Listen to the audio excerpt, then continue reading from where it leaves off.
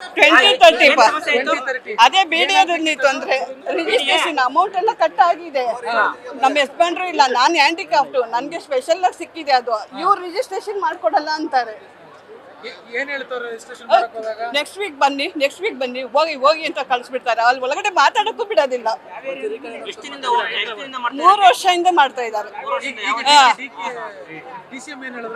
ನೀವು ಹೋಗಿ ನಾನು ಅಪ್ಲಿಕೇಶನ್ ಕಳಿಸ್ಕೊಡ್ತೀವಿ ಹೋಗಿ ಅಂತ ಹೇಳಿದ್ದಾರೆ.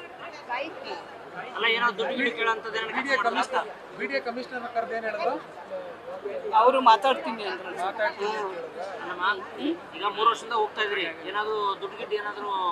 ಆತರ ಒಳಗಡೆ ಯಾರು ಕೇಳಲಿಲ್ಲ ಸರ್. ನಾವು ಸುಳ್ಳು ಹೇಳ್ಬಾರ್ದು.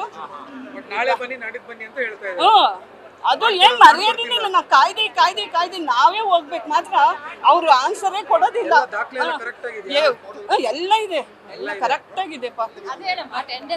ಅದು ನಮ್ಗೇನು ಡಿಲೇ ಪೇಮೆಂಟ್ ನಮ್ಗೆ ಗೌರ್ಮೆಂಟ್ ಇಂದ ಬಂದಿಲ್ಲ. ಹೋಗ್ರಿ ಅಂತಾರೆ. ಅಮೌಂಟ್